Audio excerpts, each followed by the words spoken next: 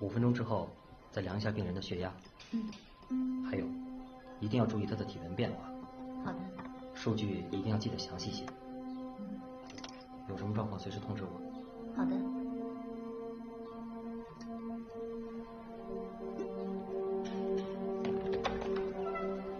大夫，8号病房在哪儿？就在前面。啊，谢谢。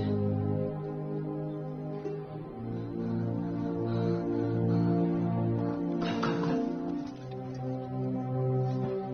我阿妈姓徐，大名就叫山妹。阿妈是政府的副县长。年轻的时候，她是远近几十里苗寨最惹人的姑娘。大家都说她像一朵花儿，可现在这朵花儿却枯萎了。这年，我阿妈46岁。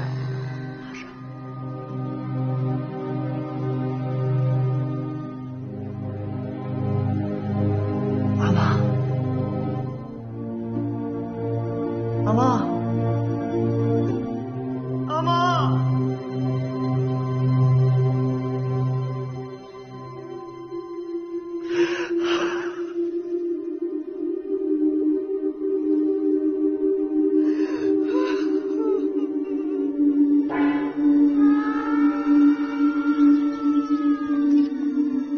麻山，阿妈的故乡。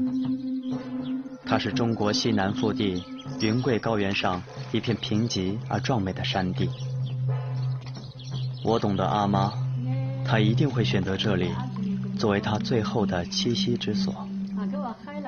千百年来，这里接纳并养育了我的血脉之祖苗族的先人们。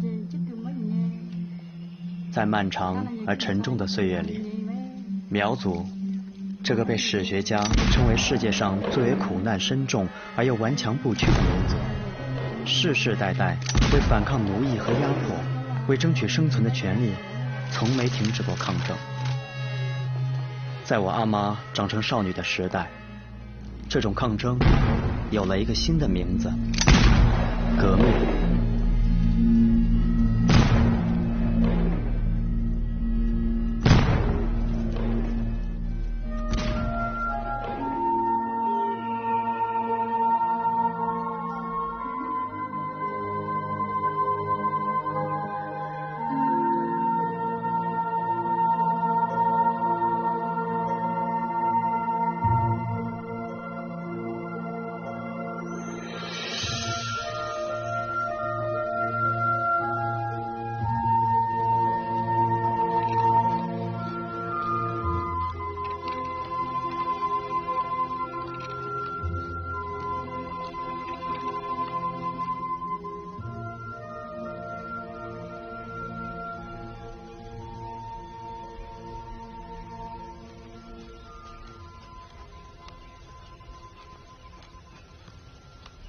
人家后跑。好嘞，明白。老实点儿，别乱动。老爷没有武器。老爷没带武器。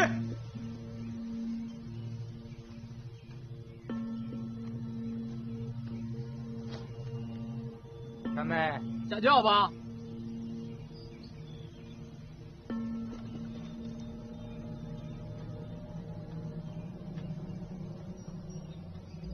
我二哥呢？检查，检查。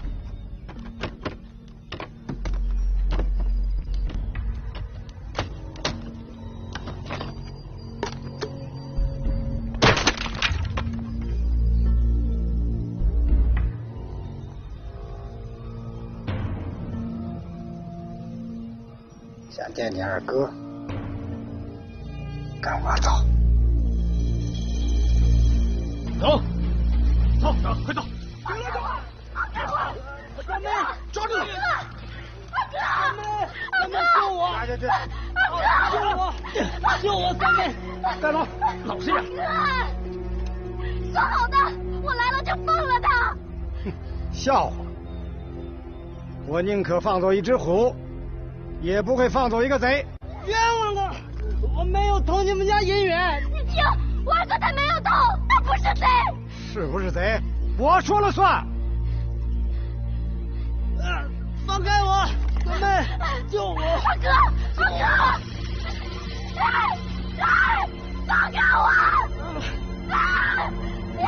放开我！救我！二哥，救我！放开我！别跑！站住！救我！二哥！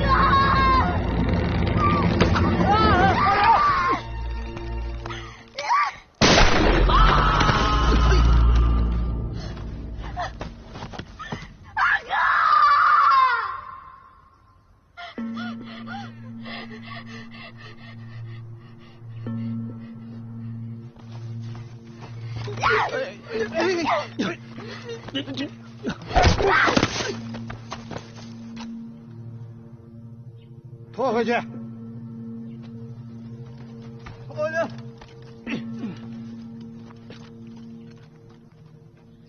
老爷，我看把三妹杀了算了，免得留着以后是个祸。屁话！我那老大木卓，你想让他单身一辈子？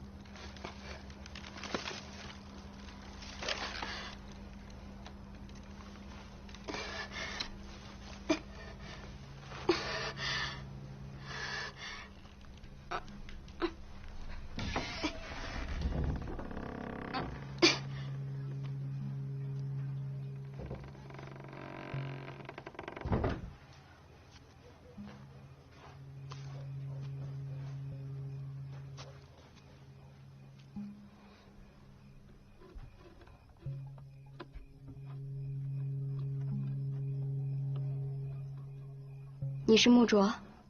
嗯。过来。嗯。过来呀。嗯。你知道我是谁吗？媳妇儿，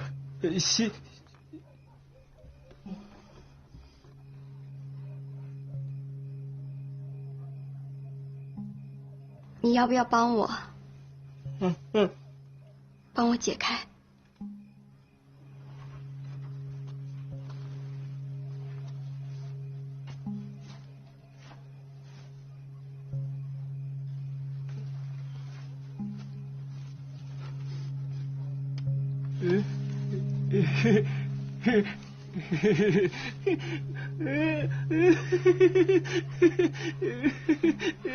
好了好了，还有这儿。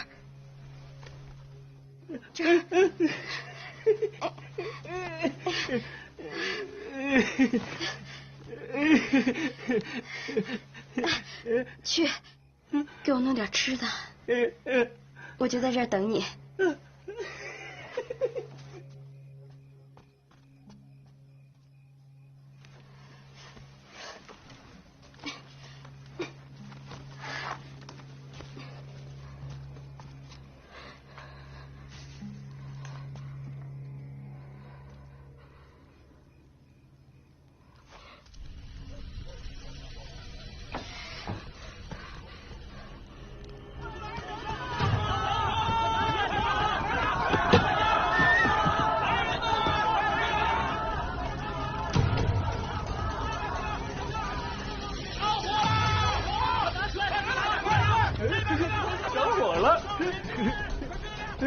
着火了！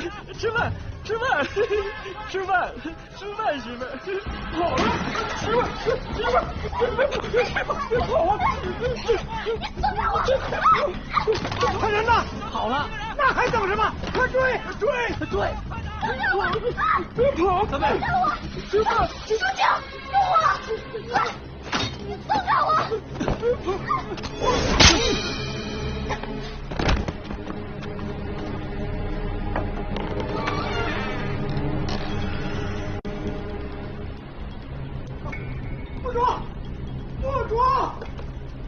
木卓，快追！别吧，追！不住！我的！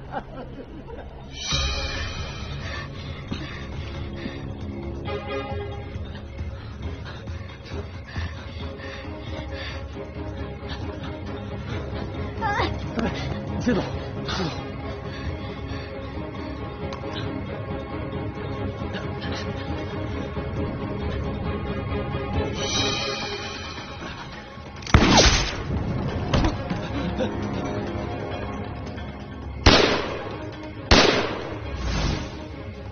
咱这打过来的枪，不知道啊。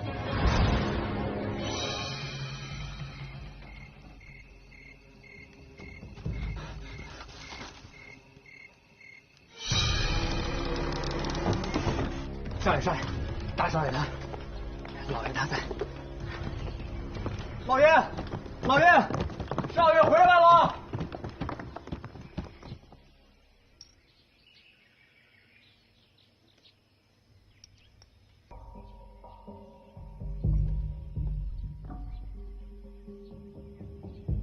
这几年送你去军校，可花了我不少银子，不是让你吃闲饭的。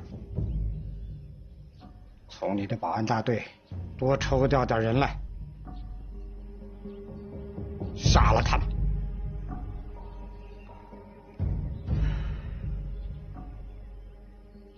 他们在哪儿？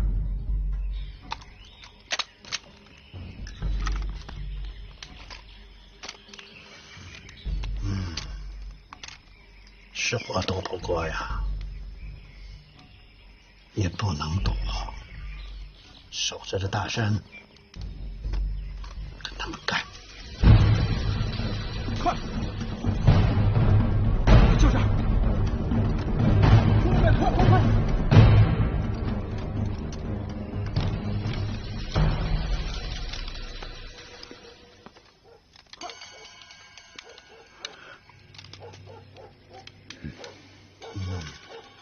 他们来了，好快！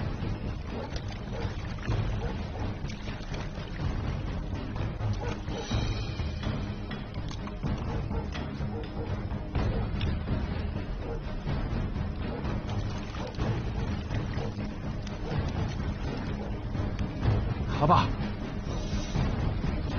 走，上山。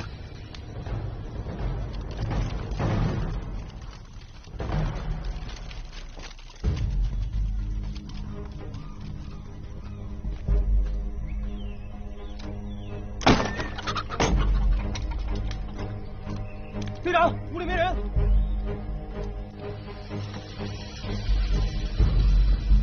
妈的，跑了！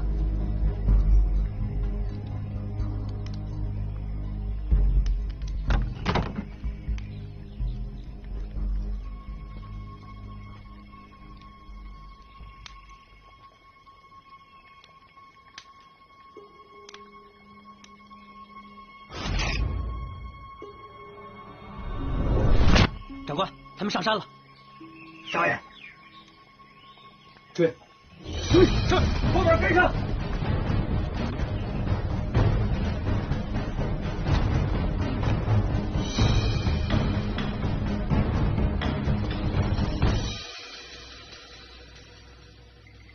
准备火把。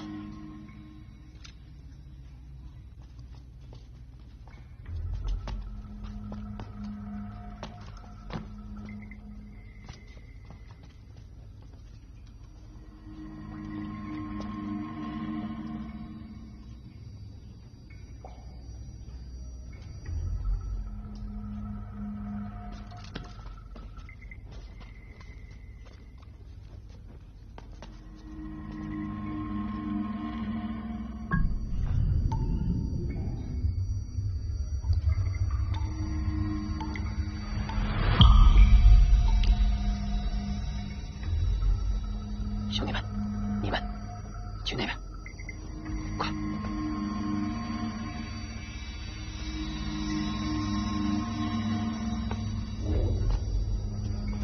哎，站住！追！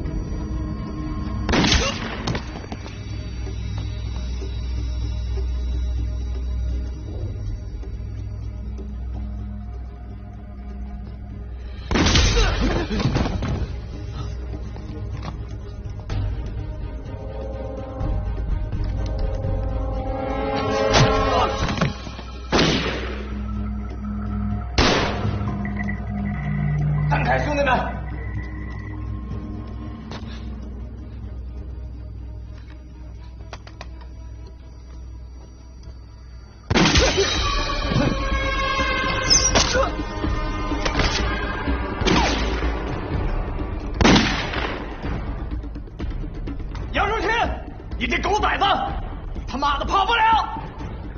你给我把三妹交出来！王八蛋！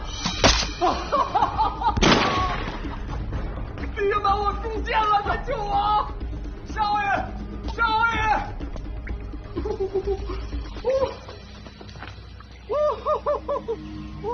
珊珊，你看这帮穷鬼太嚣张了！兄弟们，上山上把他们给我抓出来！快快快快！等一下！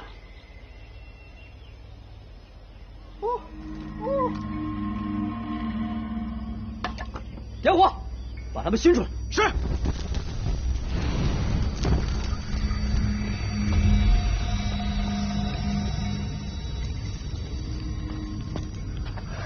苏晴，杨老爹，三妹，你赶紧带着三妹从天洞走，这个洞口他们不知道。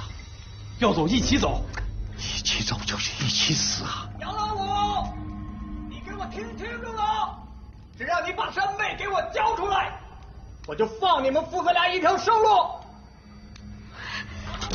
三妹，杨老爹，他们要的人是我，我不能连累你们呀！孩子，我们早就是一家人了呀。对呀，苏晴，带着三妹走，我来掩护你们，快！老爸，我去。别婆婆妈妈的了，这都什么时候了你？爸爸，孩子，苏晴啊，这辈子你要好好的带三妹啊。老婆，是我的，我杨老鲁在这里等着你的。进屋的，我杨老鲁在这等着你们呢。你们赶紧来，我打了你们的屁股。你们罗家的人听好了，你们有本事进来，我打了你们的屁股。进去。听好了，杨老鲁在这里等着你们呢。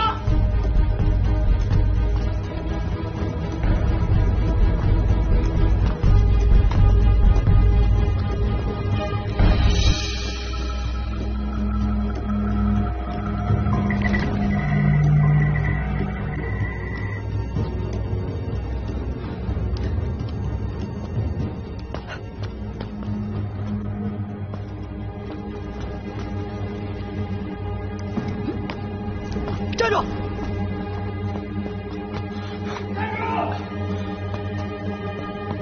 站住！别动！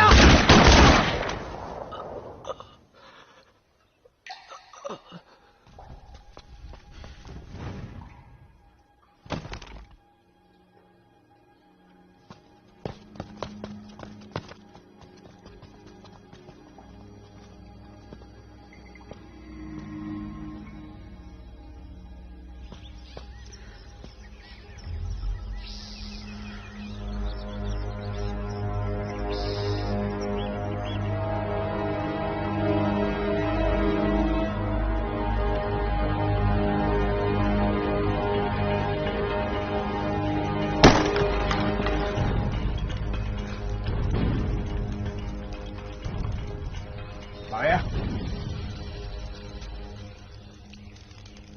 绑起来！放开我！你这混蛋，该死的！你是个畜生，混账，该死！老爷，绑好了。你家三妹杀了我家木卓，我要血债血偿。大罗山，你这个恶魔！点天灯！点天灯喽！点天灯！快，弟兄们，快！你会遭报应的！快点，快点，快点！神会惩罚你的！少主鬼也不会放过你！点灯喽！你会遭报应的！你会遭报应的！弟兄们，快！你这个混蛋！快点！你迟早老不死的！会遭报应！快点，快点，快呀！快点，弟兄们，快点，快点，快点！烧死他！烧死他！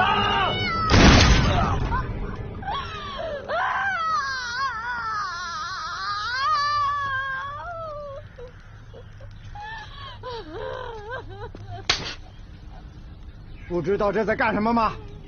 白费了半天功夫。不就是要他命吗？没必要这么折腾吧？你出去读了几年书，懂得仁慈了，懂得再多也不能坏了祖宗的规矩。站住！老实看着。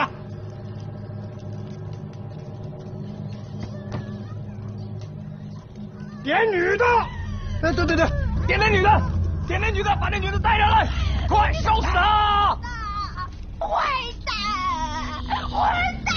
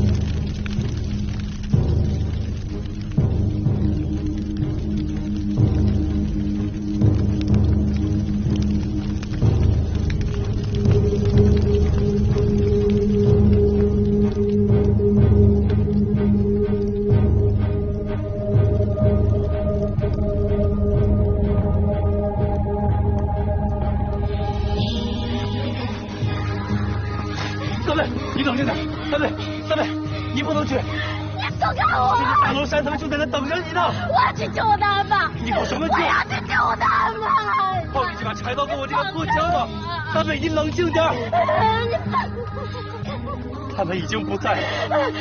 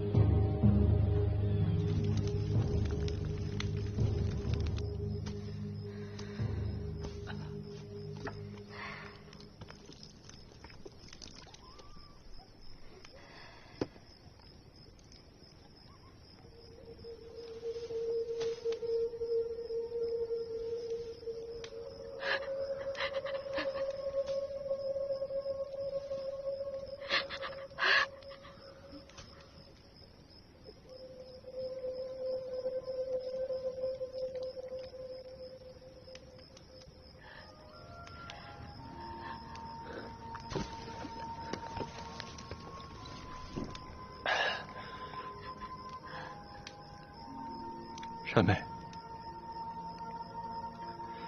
你没有家了，我也没有。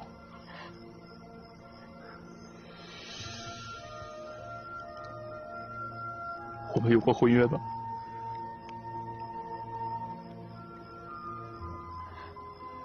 山妹，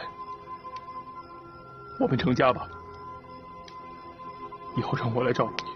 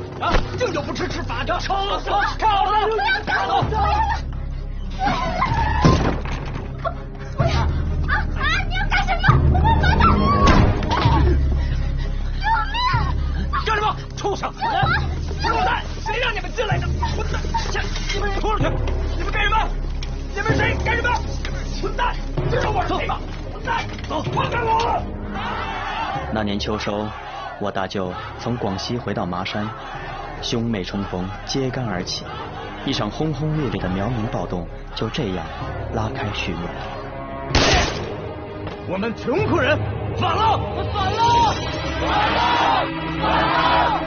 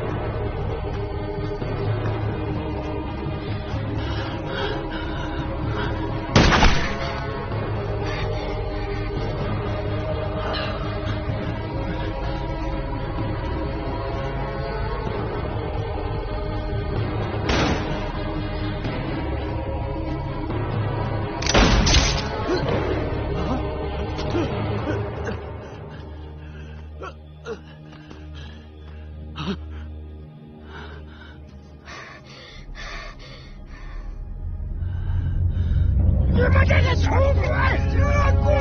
老子饶不了你们！我杀了你们！让你们永世不再超生！你们这些穷鬼！点火！大舅的这支队伍是有史以来活跃在麻山地区的最大的一支农民义军。20世纪30年代到40年代间，队伍不断壮大，人数过万，控制区域涉及望漠、罗店、紫云等县。1945年秋天，几乎全歼了前来进犯的小罗山率领的2个装备精良的省保安团。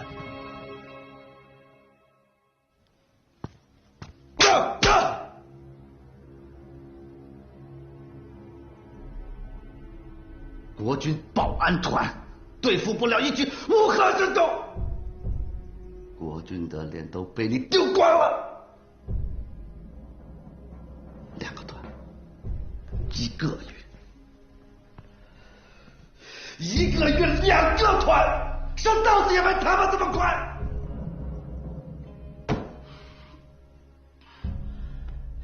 你是想让我现在就送你到军事法庭就地正法吗？再给我一次机会。够了，给你机会，谁他妈给我机会啊？这话我听他妈太多了。10天，我只要10天。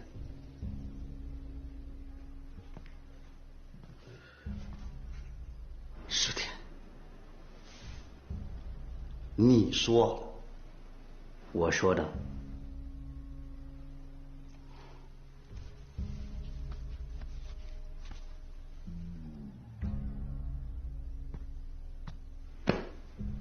10天不能铲平麻山乱匪，我毙了你全家！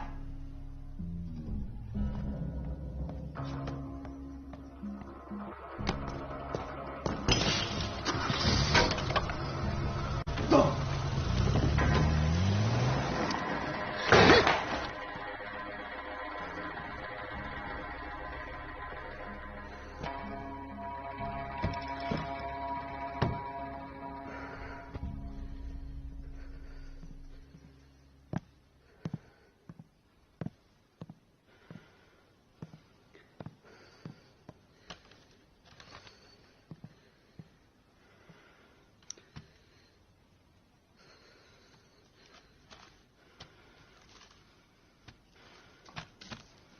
这份差事真的不适合。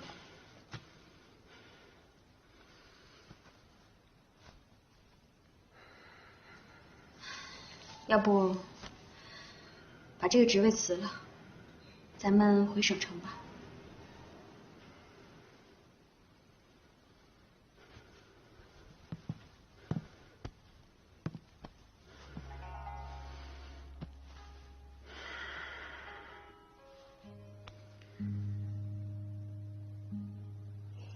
小罗山这次吃了大亏，随时会反扑，我们不能大意。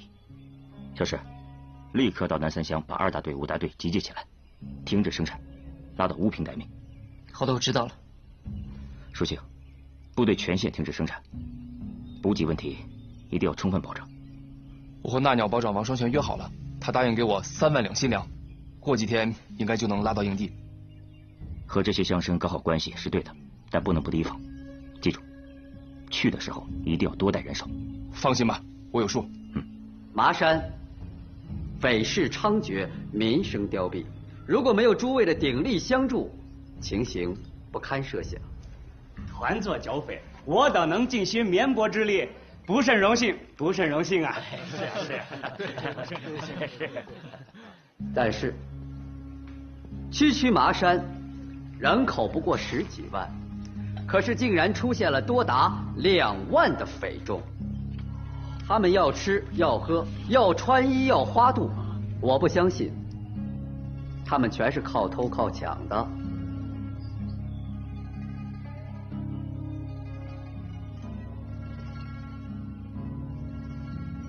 你们当中有人通匪？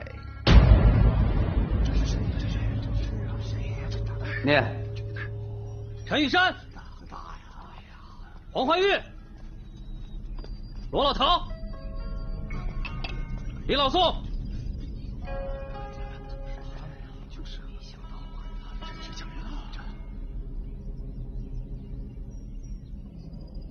大家好好看着，他们4位通匪证据确凿，就地正法。冤枉啊！冤枉啊！开枪！收枪！归队！从现在开始，给大家2天的时间，大家一起群力群剑。谁想到了平匪良策，谁可以回家。想不到的人，跟他们4个一样。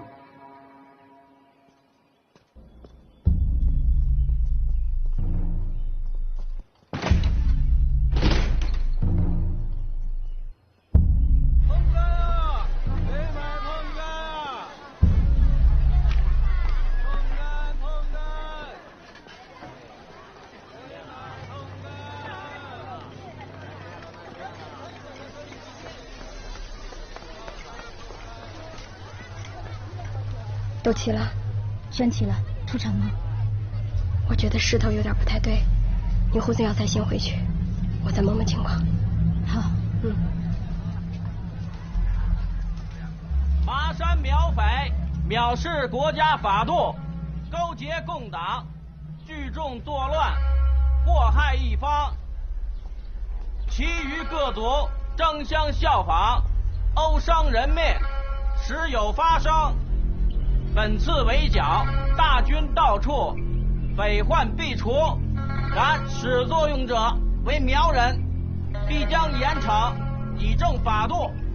其余各族望见本告示后，放下不干了。你看他给他们卖命，就是，别说了，把枪交了，不干了，走，不干了。苗人，来，把枪交了，快，把枪交了，跟我领上去。走，领上去，快点，走，快，走。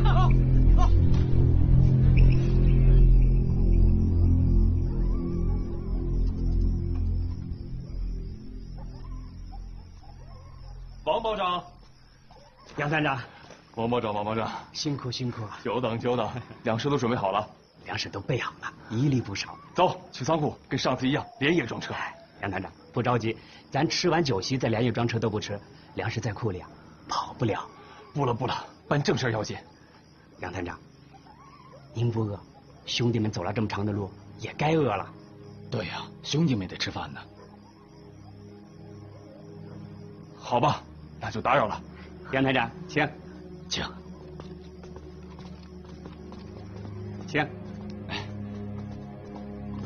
几个兄弟，饭在客房，这边请。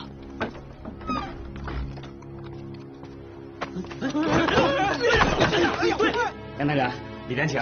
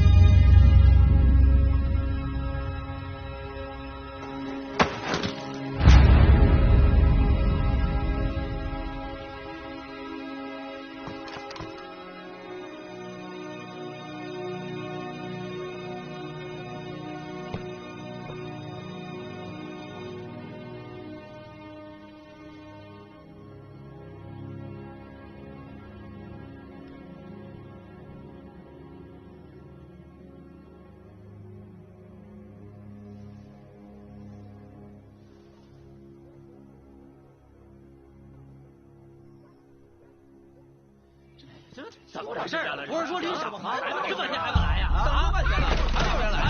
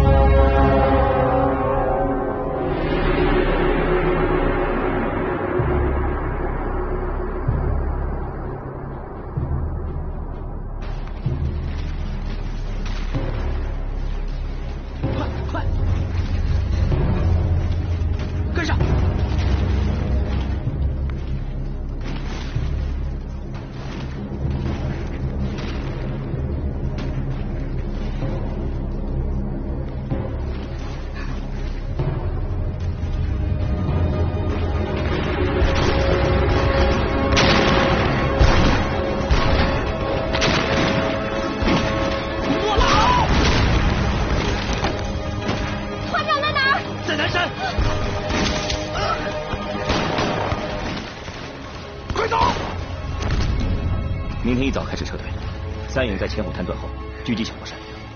安顺布防的罗成友叛变了。这情况我们都知道了。山梅，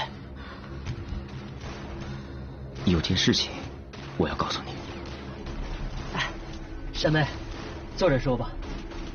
哥，什么事？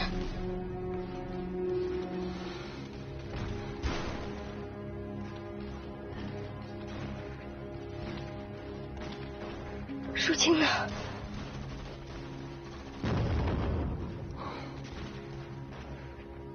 山梅，淑清他是个英雄，是真正的英雄。山梅，你要挺住。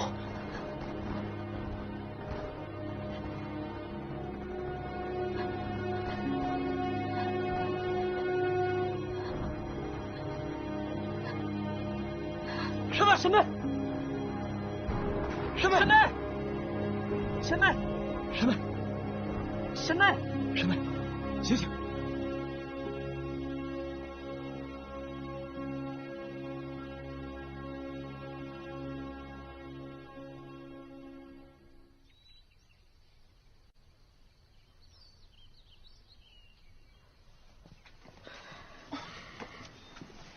哎，姐，你醒了。慢点，没事。来，慢点。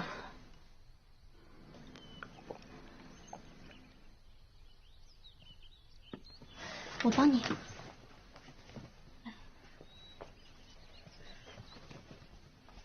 队伍呢？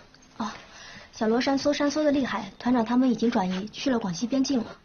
团长说，等你醒了，让我们马上赶往荣文平，到了那儿会有人带我们赶上大部队。枪，我的枪呢？给。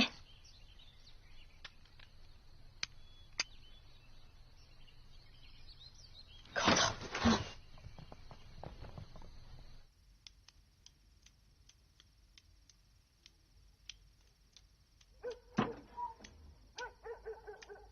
管家。管家，干什么呀？疑神疑鬼的。哎呀，你去看看。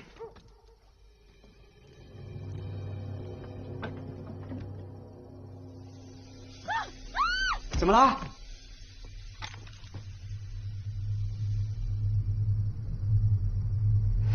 山妹，你怎么来了？山妹，咱不开这玩笑啊！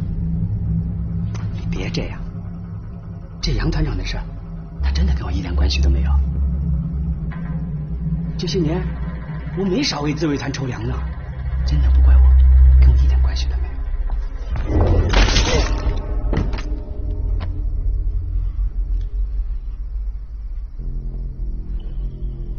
你现在就赶去荣平，那你呢？我和你一块儿走，这是命令。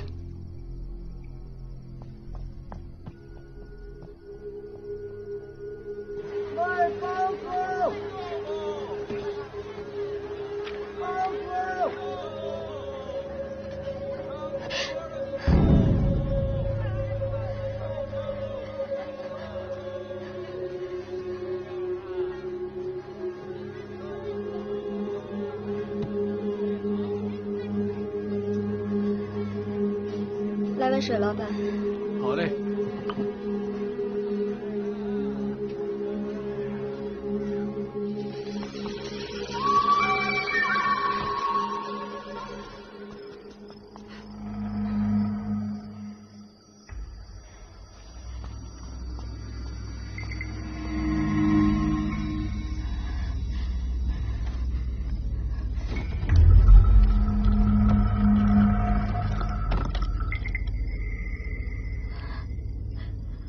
淑清，我带你走。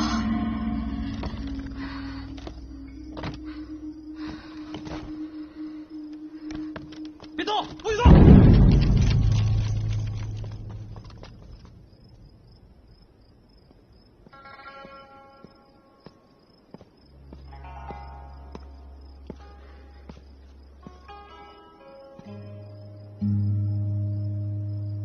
说一说。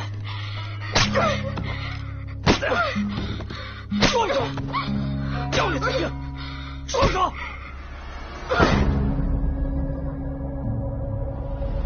说一说，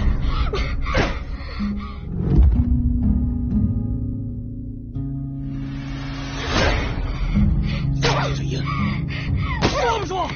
看你还嘴硬，说不说？看你还嘴硬，说不说？好了。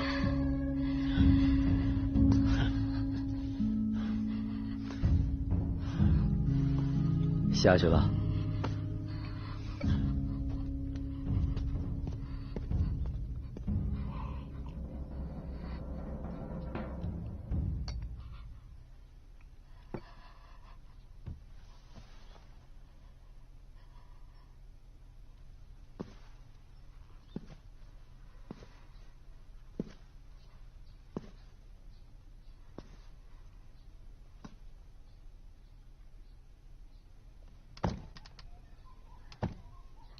杀了我！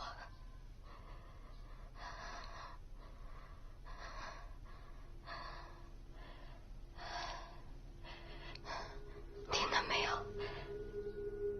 杀了我！不想为你阿爸还有你哥哥报仇吗？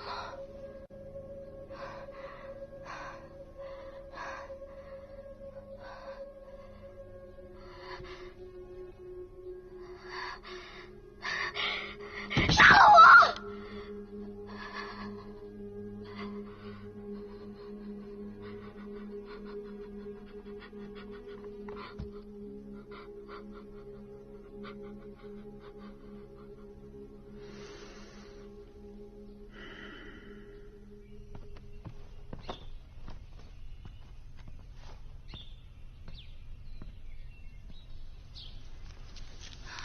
我昨天见着那姑娘了，她还那么年轻，真不像个杀人越货的女匪。是她杀了阿爹和墓主。这么说，她的结局没什么悬念了？不会有什么悬念了。你跟她都是麻山长大的，之前应该认识吧？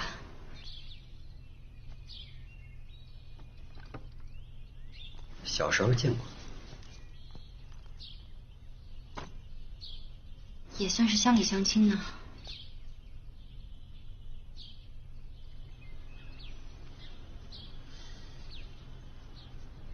血债啊，要是没有血债的话，也许大家不会用这种方式相见了。这世上恐怕最难还清的就是血债。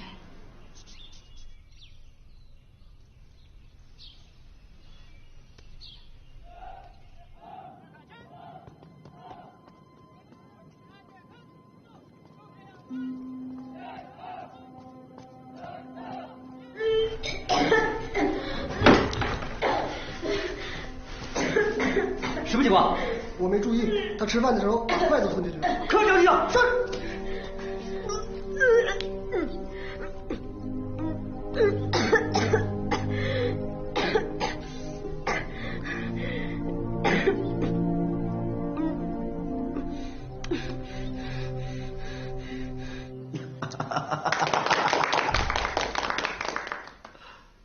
你没有让我失望啊！请。其实我这个人，我觉得我从军啊，纯属是一个误会。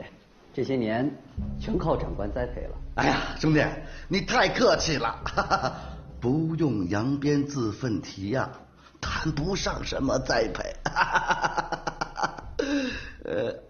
对了，关于徐三妹对于继续进剿徐亮臣残部的事儿吧，已经没有什么价值了，把他毙了吧。徐亮臣还没有归案，我在想，是不是可以先留一下？不用，已经查不出什么油水来了，不如广招苗民啊，杀一儆百，是不是？现在有一个特殊的情况。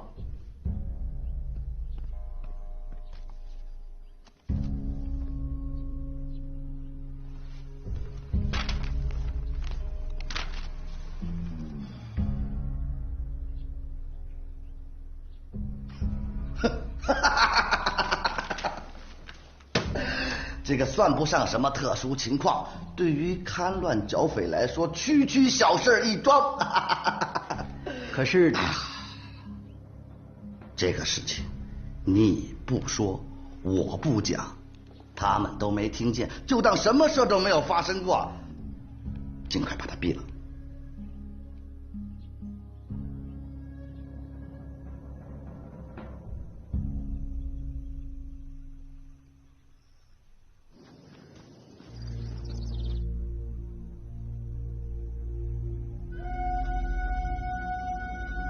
瞄准，开枪！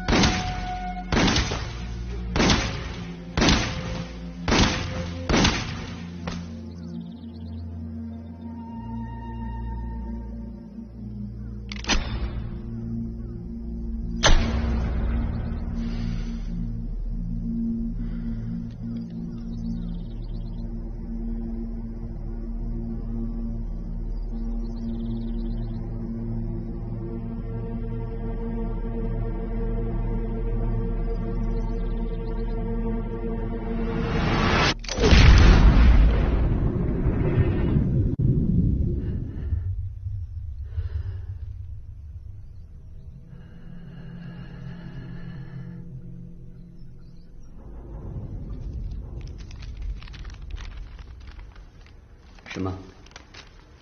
这是她的血液化验报告，她怀孕了。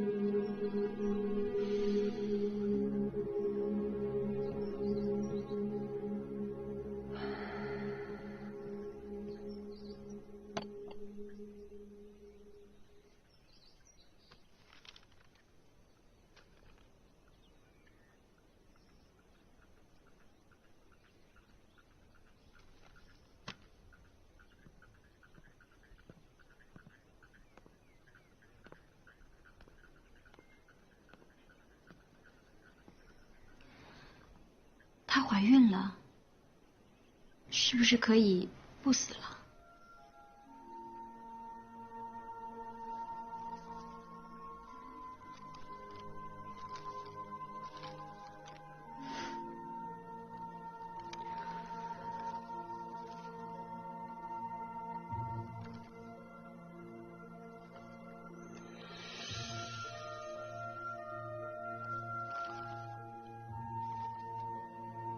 你是不是想拒绝这个命令？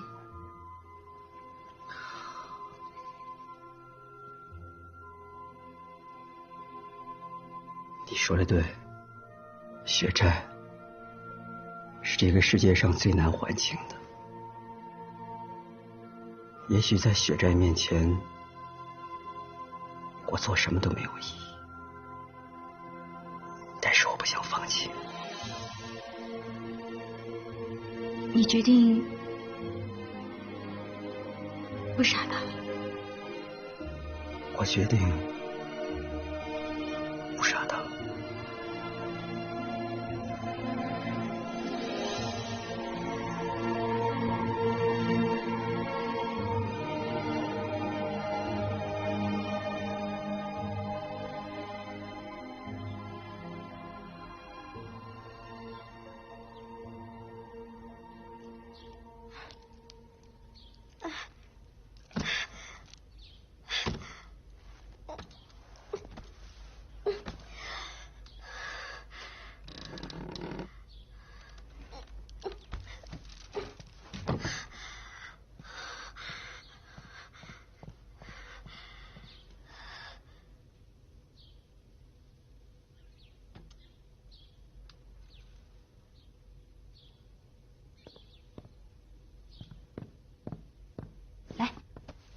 不在这玩了啊，回屋去。我怎么在这儿？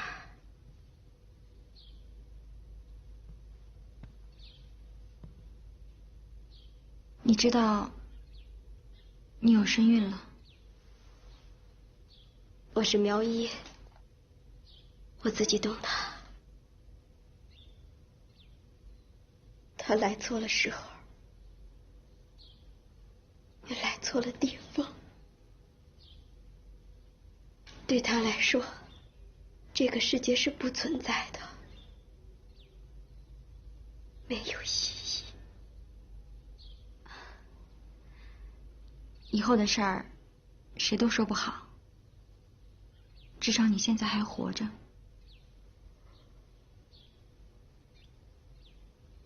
活着。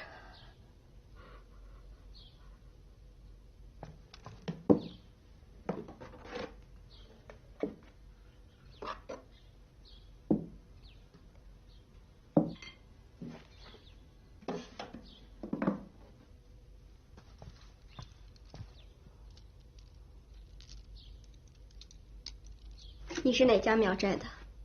罗坤的。都是苗家兄妹，帮帮我。我们都是穷人出身，受尽欺负。自卫团是穷人的队伍，求求你帮帮我，日后我一定报答你的恩情。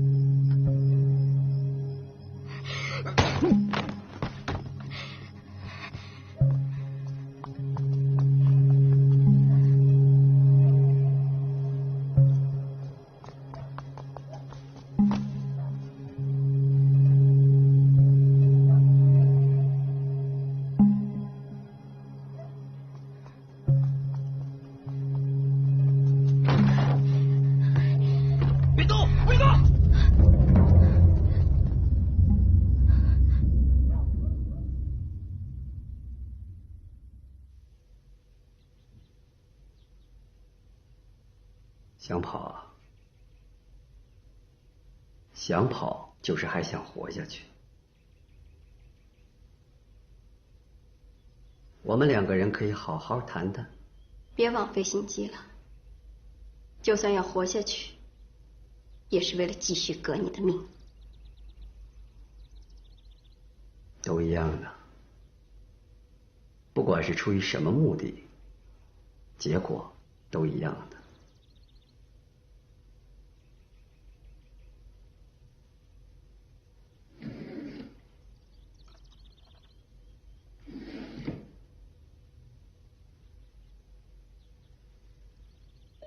认识吧？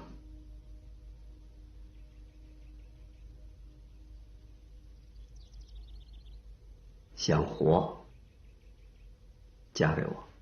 你说什么？嫁给我，做我明媒正娶的妻子。荒唐！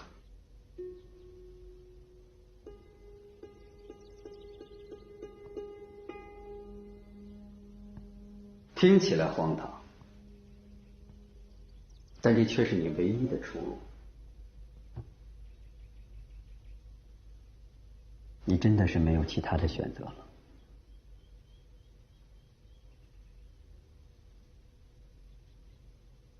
给你做妻子，给一个杀了阿爸、阿妈还有丈夫的男人做妻子，你不觉得你在说疯话吗？一样的，我很清楚，我要给一个杀了我阿爸和哥哥的女人做丈夫。缩回去。我们人活着呀，有的时候不都是为自己？我们要为了其他活着的、死了的，还有即将来到这个世上的孩子。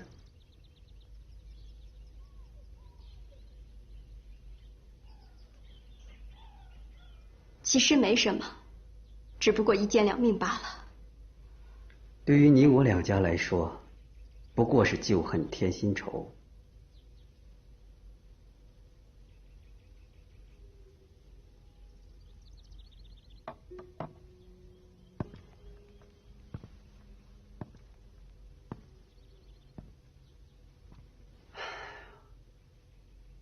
就这么杀来杀去的，到什么时候才是个头？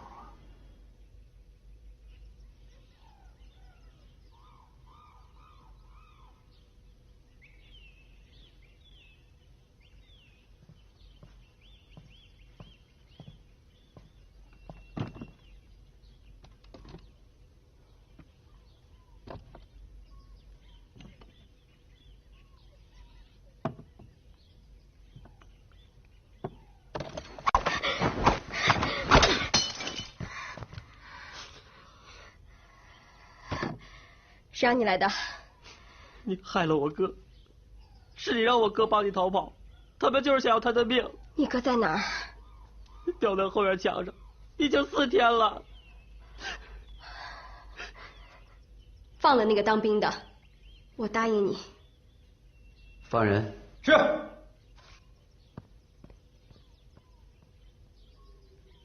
还有。说。我要你停止追剿自卫团队伍，昭告全城，释放壮丁，布施苗药，治病救苦，通令财主减租免息，开仓放粮，救济族人。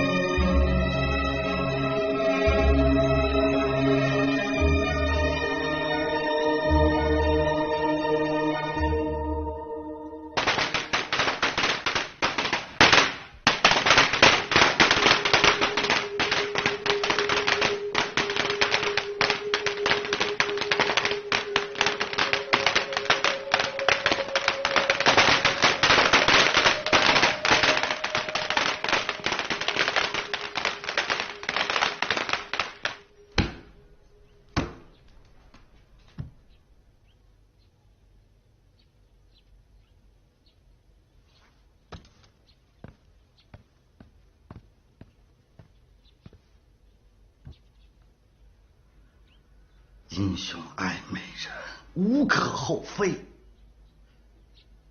可是这几十里苗寨这么多姑娘，你偏偏娶一个这，非要娶她？要不是看你剿匪有功，我毙了你。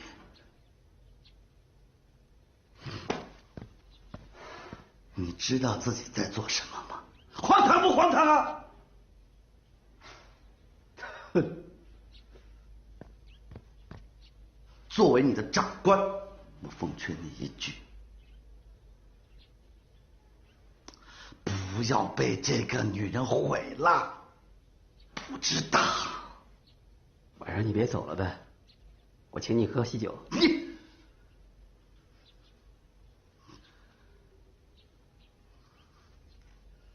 喝你大爷！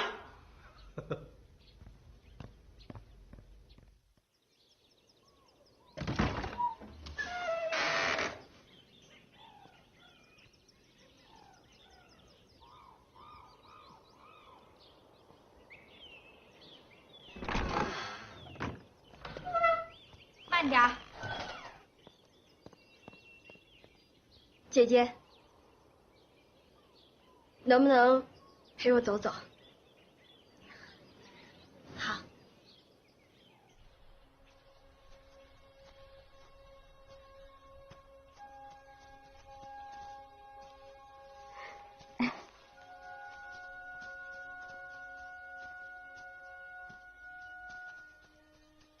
坐下歇一会儿吧。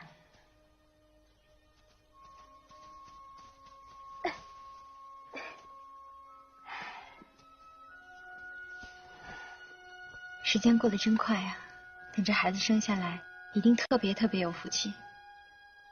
等到孩子们长大了，日子应该过得比我们好。我跟他在一起时聊过你。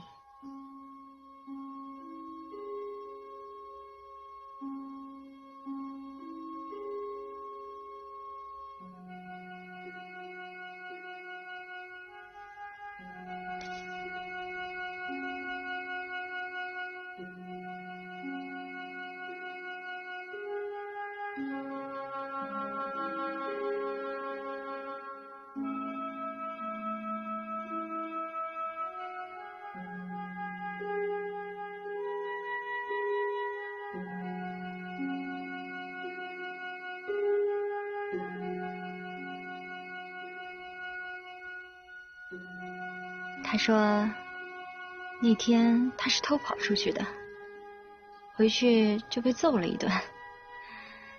那天是他7岁生日。我小的时候家住在上海，那个时候我老喜欢一个人去坐电车。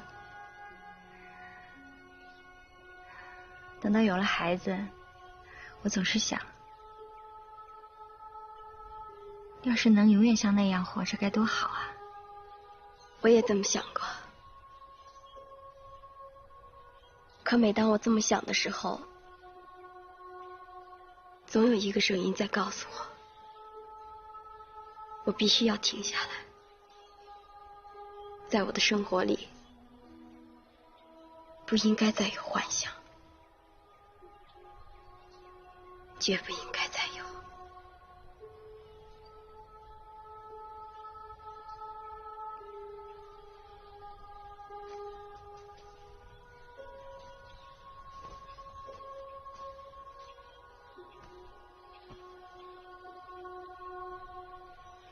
照顾好自己。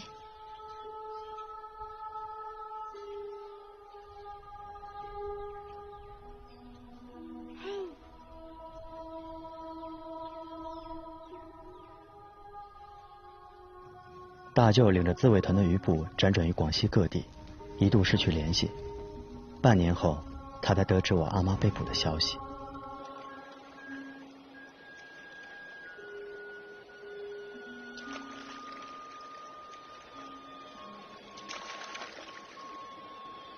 打听到消息了吗？在保安团，他和小罗山成了家。胡说！我不信。他们的婚礼在半年前是城里大事儿。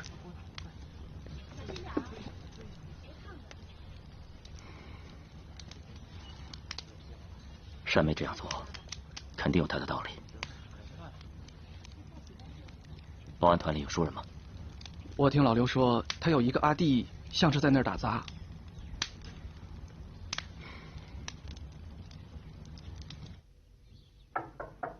太太，请进。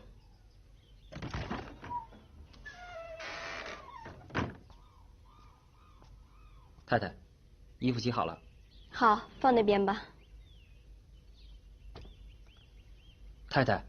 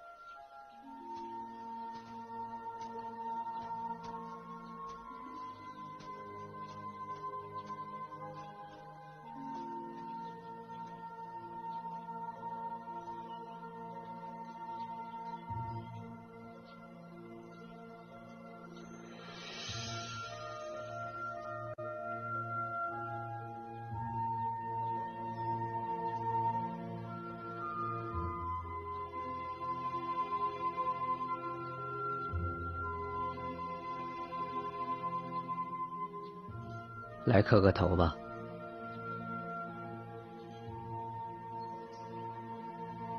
你是我明媒正娶的妻子，那他就是你的阿爸。他不是我阿爸，他是杀害我阿爸阿妈的凶手。他都已经躺在这里了，难道这一切还不能够结束吗？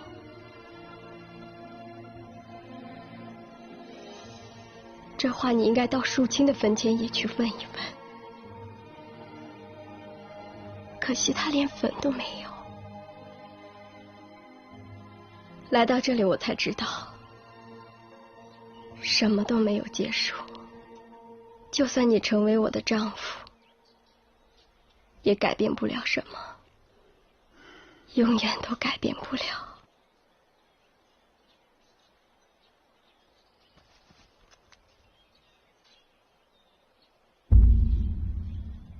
我们是敌人。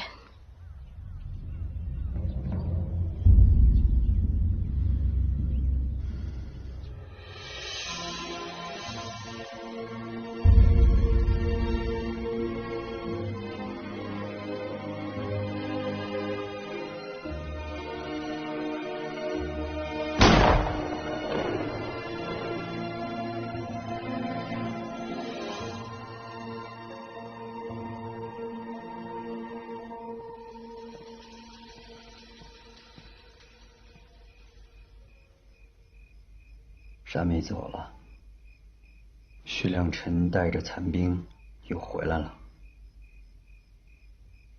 他通过内线联系上了他。张连长带着队伍一直追过了格图河，没追上。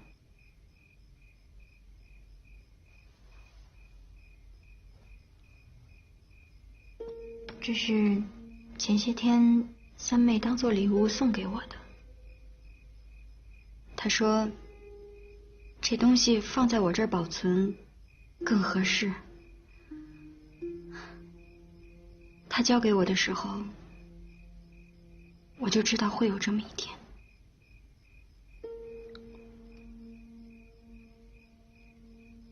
郑平，现在我觉得这件事情我做得很荒唐。这件事，你做得很值得。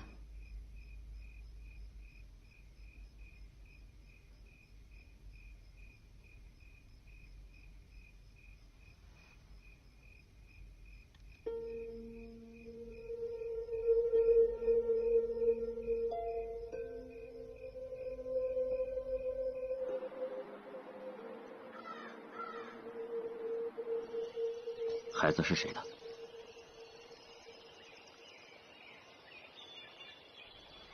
是审查吗？回答我。我早就跟你说过了，孩子是淑清的。还有，那个时候你为什么不除掉他？哎，这是怎么了？过去看看，快！哎，小石，是小石。哎，小石怎么了？小石怎么了？把他放掉，先让躺平。慢点，慢点，慢点，慢点，慢点，慢点。怎么了？被蛇咬了。啊！马妹，拿药筐，谁有刀？我这有。烤火。忍着点啊。来，喝点药。来，来。我自己来。行。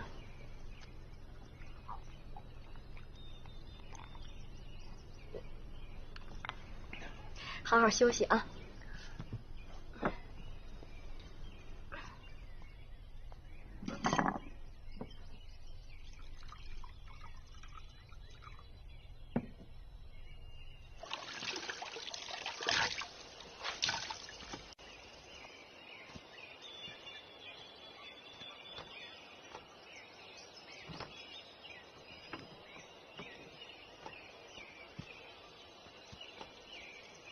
山妹，多亏了你。哎，我来，我来。没事吧，山妹？山妹，山妹，山妹，扶我回帐篷。慢点，慢点，慢。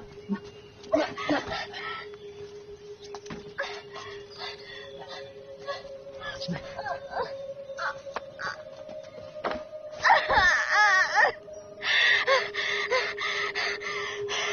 热水。好。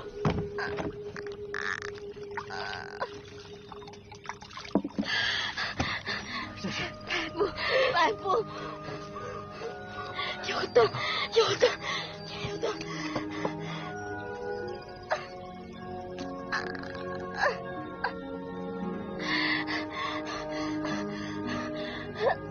出去，出去！山妹，出去！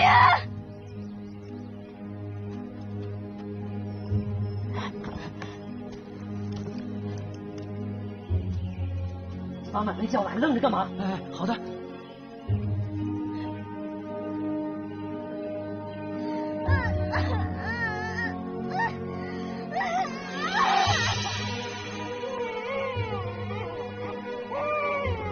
生了，山妹生了，山妹生了，山妹生了，山妹生了。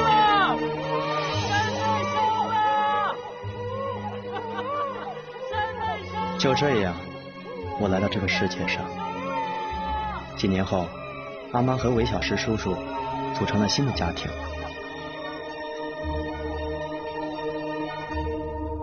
快！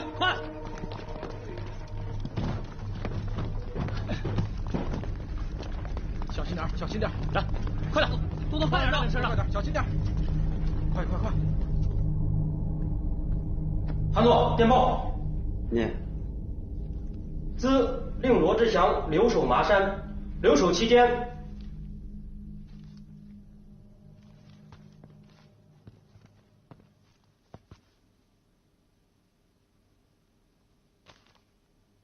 通知下去，即刻进山。是。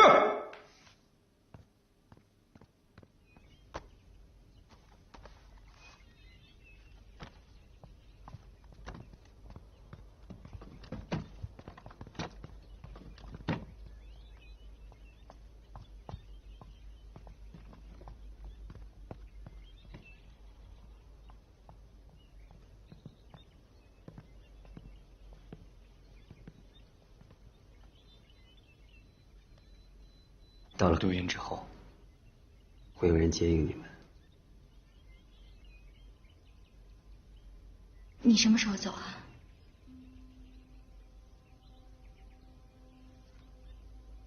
来，跟爸爸说再见。爸爸再见。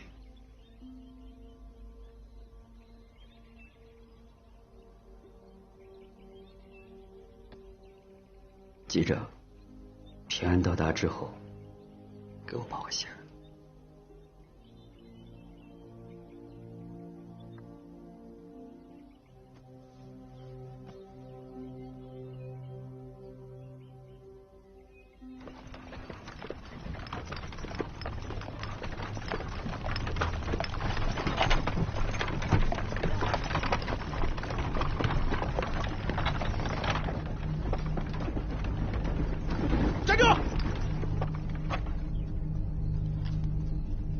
检查，车上什么人？亲戚。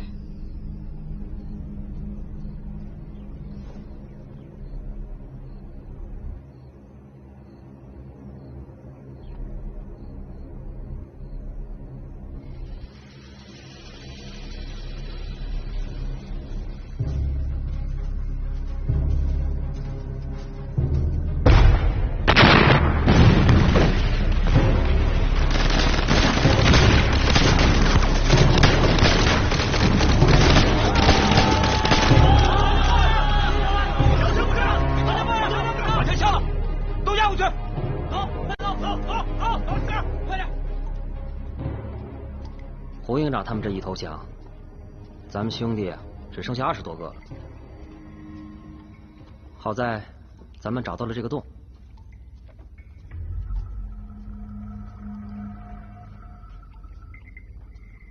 这个洞啊，小时候我跟阿爹进来过，这是一个死洞，只要进来了，就别想着出去。当然了，外面的人要是想要进来，也绝对不可能。从现在开始，严守洞后，昼夜不断，连只苍蝇也不能放进来。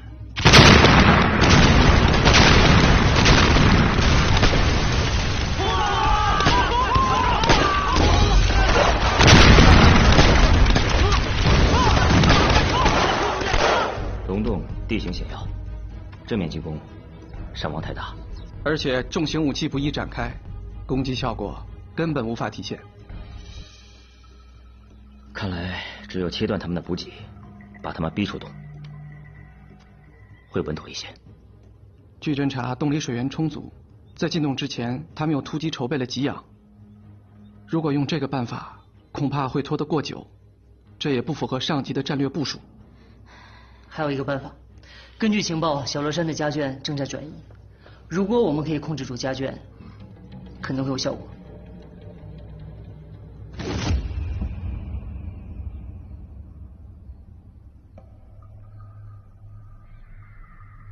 放行。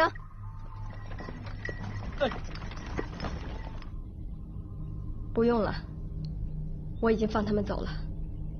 山妹，你怎么？我想过了，我去劝降。我不同意。事实证明，小罗山就是一个顽固的反动军官，心狠手辣。你以为就凭你们之前的那一点点情谊，他怎么可能？军事会议，不要扯远了。我已经决定了。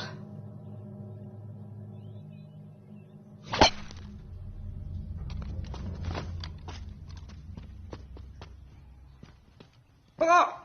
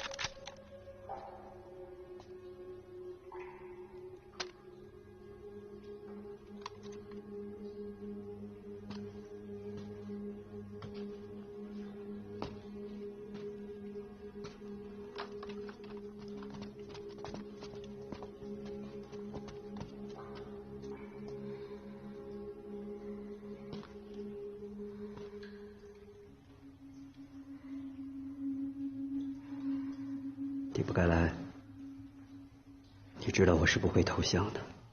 除了投降，你没有其他出路。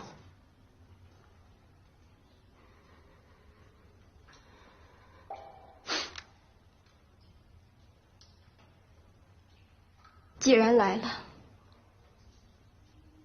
我就没想活着出去。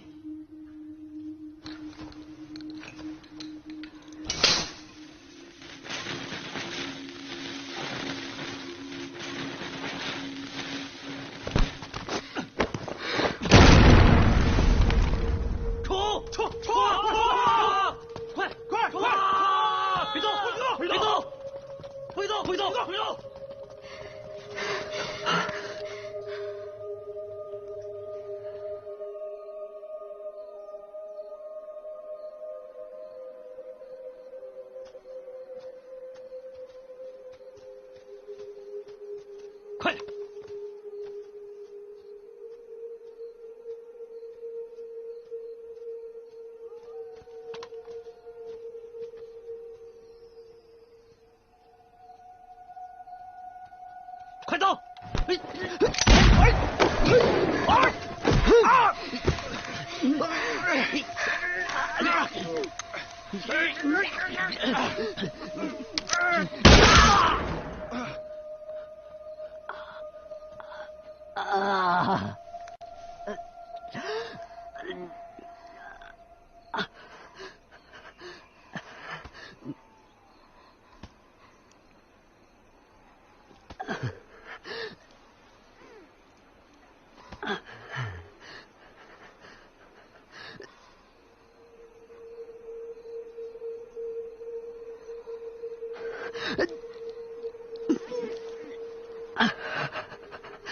杀了我！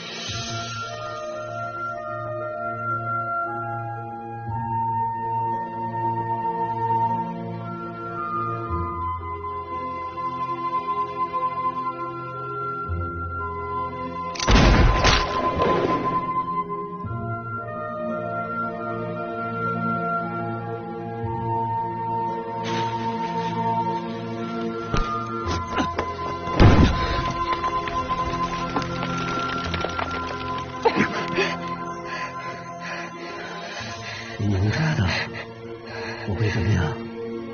有选择。我不怕死，但是我想死得体面一点，不要被羞辱。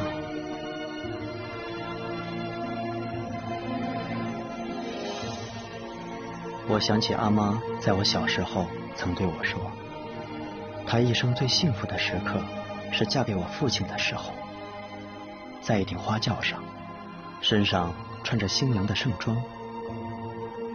这个时候我才意识到，他描述的这个景象一定不是和我父亲结婚时的情景。